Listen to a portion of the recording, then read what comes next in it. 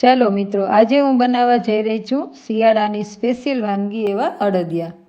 તો અડદિયા છે તે ઘરે બનાવવા ખૂબ જ સહેલા છે, પણ જો તેનું પરફેક્ટ માપ હોય ને તો બજારથી પણ ખૂબ જ સરસ અડદિયા બનાવી શકો છો અને એ ઘરે જ બનાવી શકો છો. મેં અહીં અડદિયાનો માવો કે પેંડા નાખ્યા વગર જ ખૂબ જ ટેસ્ટી અડદિયા બનાવ્યા છે અને તે બગડતા પણ નથી. અને હા, બજાર કરતાં તો એકદમ ઓછી કિંમતમાં બની જાય છે. તો ચાલો આપણી રેસીપી શરૂ કરીએ.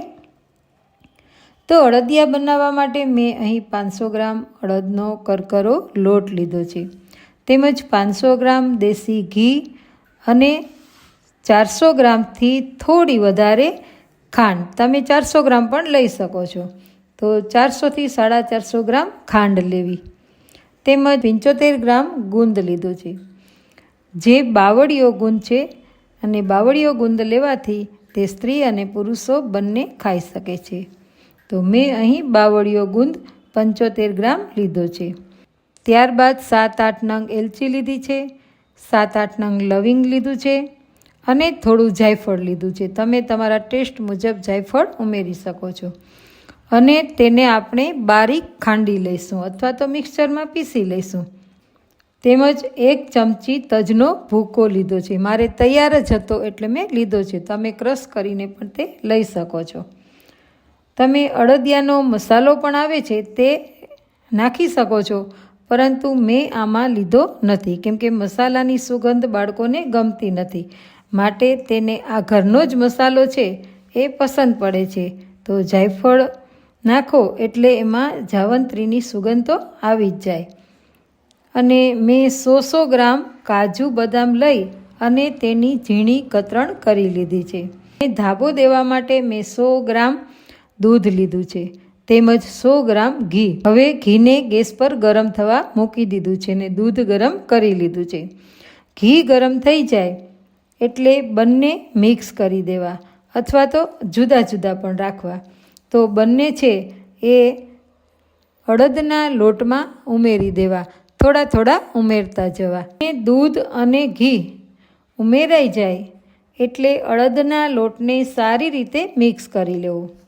બંને હાથ વડે ઘસીને મિક્સ કરવું, જેથી દૂધ અને ઘી છે તે બધું જ લોટમાં ભળી જાય અને તેના ગઠ્ઠા ના રહે.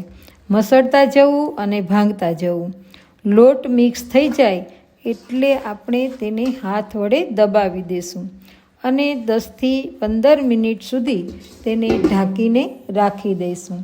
કંદોય છે તો તે દૂધનો ધાબો દઈ અને સીધા ચાળ્યા વગર જ ઘીમાં લોટ શેકવા માંડે છે, પણ આપણે છે તે થોડીવાર રાખી મૂકીશું. હવે દાણેદાર અડદિયા બનાવવા માટે આપણે લોટને દબાવીને રાખ્યો હતો, તેને હવે આપણે એક મોટી કાણાવાળી ચારણીથી ચાળી લઈશું. હવે લોટ ચાળીએ ત્યારે જે મોટા કણો હોય છે તેને આપણે બંને હાથની હથેળીથી મસળી લઈશું, અથવા તમે મિક્સર જારમાં પણ છેલ્લે થોડા ગઠ્ઠા હોય એને બ્લેન્ડ કરી શકો છો. તો જુઓ, લોટ એકદમ સારી રીતે ચડાઈ ગયો છે અને એકદમ છૂટો છૂટો અડદિયા માટેનો લોટ દાણેદાર તૈયાર થઈ ગયો છે. હવે આપણે જે 500 ગ્રામ ઘી લીધું છે ને તેમાંથી થોડું ઘી ગેસ ઉપર ગરમ થવા મૂકી દઈશું અને આપણે તેમાં આ બાવળીયો ગુંદ છે ને એને થોડો થોડો ઉમેરીને બધો જ તળી લઈશું. બધા જ ઘીમાં ગુંદ ના તળવો, અને જો તમે બાવળીયો ગુંદ લેશો તો સ્ત્રી અને પુરુષો બંને ખાઈ શકશે. ઘણા છે તે અડદિયામાં ગુંદનો ભૂકો કરીને પણ નાખે છે, પરંતુ તેના કરતાં આવી રીતે ગુંદ નાખવાથી ખાવાથી મોંમાં ક્રન્ચી પણ આવે છે. તો મેં અહીં બધો જ ગુંદ તળી લીધો. હવે આપણે કડાઈમાં થોડું ઘી ગરમ થવા મૂકીશું અને બધું જ જે 500 ગ્રામ ઘી છે તે નથી મૂકવાનું, પરંતુ અડધું ઘી ગરમ થવા મૂકી દેવાનું છે. હવે ઘી ગરમ થઈ ગયું છે તો મેં તેમાં અડદનો લોટ છે તે શેકવા માટે ધીમા ગેસમાં એડ કરી દીધું છે અને તેને સારી રીતે મિક્સ કરી લઈએ. તો લોટને શેકતા તેમાં રહેલું ઘી છે તે બધું જ લોટને મિક્સ થઈ જશે. લોટ છે તે ઘીને એબ્ઝોર્બ કરી લેશે. તો આપણે ગેસને મીડિયમ જ રાખવાનો છે અને તેમાં આપણે પાછું થોડું ઘી ઉમેરીશું, કેમ કે અળદિયા શેકતી વખતે આપણે શરૂઆતથી જ બધું ઘી એડ નથી કરી દેવાનું. જેમ લોટ શેકાતો જાય તેમ તેમ આપણે તેમાં ઘી એડ કરતા જઈશું, જેથી કરીને લોટ છે તે શેકાતા સમય ઓછો લાગે અને લોટમાં ઘી. હવે આપણે પાછું તેમાં ઘી એડ કરી દઈશું.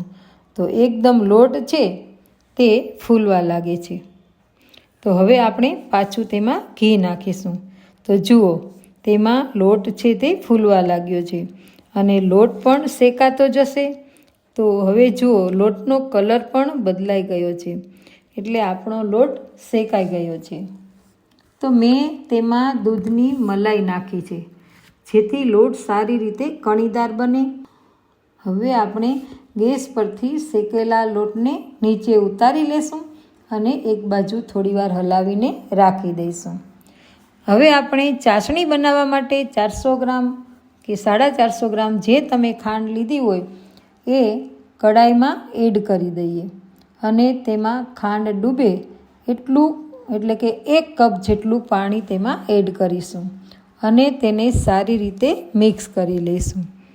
ગેસ ધીમો રાખી અને સતત હલાવતા રહીશું કે જ્યાં સુધી ખાંડ ઓગળે નહીં ત્યાં સુધી, અને ત્યાં સુધી હલાવવું. ખાંડનું પાણી જ્યાં સુધી ઘટ્ટ ન થાય ત્યાં સુધી હલાવતા રહેવું. ચેક કરવા માટે આપણે એક વાટકામાં કે ડીશમાં થોડું પાણી લઈશું અને ચમચા દ્વારા ચાસણીના ટીપા લઈને જોઈશું. એક તારની ચાસણી તૈયાર થઈ ગઈ છે કે નહીં તે જોવા માટે આપણે 2 હાથની આંગળી વડે દબાવશું તો એક તાર થશે. અને જો તમે પાણીમાં નાખો તો ખાંડ છે એ રેડાય નહીં, તો તમારી ચાસણી પરફેક્ટ બની ગઈ હોય છે. તો જુઓ, આપણી ચાસણી તૈયાર થઈ ગઈ છે અને આનાથી આપણા અળદિયા પરફેક્ટ થઈ જશે. હવે આપણે જે અળદિયાનો લોટ શેકાઈ ગયો હતો તેમાં કાજુ બદામની કતરણ ઉમેરી દઈશું. તમે લોટ શેકાતો હોય ત્યારે પણ ઉમેરી શકો છો, પણ મેં પાતળી કતરણ કરેલી એટલા માટે થઈ અને પછી ઉમેર્યું છે. ઘી ગરમ છે અને પછી આપણે ખાંડની ચાસણી છે તે ઉમેરીને સારી રીતે મિક્સ કરી લઈશું. ત્યારબાદ તેમાં આપણે એલચી, લવિંગ, જાયફળનો જે ભૂકો કરેલો છે તે ઉમેરી દઈશું. તેમજ તજનો ભૂકો છે અને સૂંઠનો ભૂકો છે તે પણ બધું એકસાથે મિક્સ કરી દઈશું અને સારી રીતે હલાવીશું. તો જુઓ, તેમાં ઘી છૂટું પડવા લાગ્યું છે.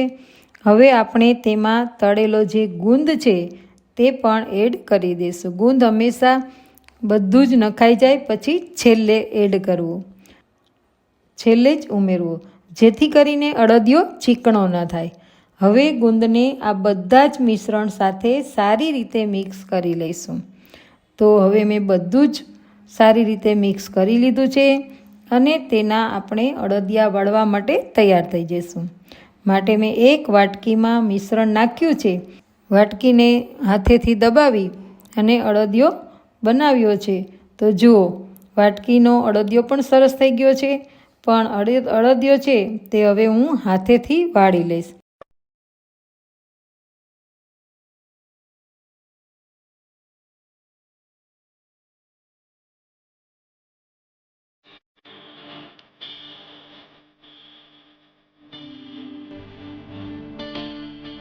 તો અળદિયા વાળીને તૈયાર થઈ ગયા છે. તો આપ પણ ચોક્કસ ઘરે અળદિયા બનાવજો.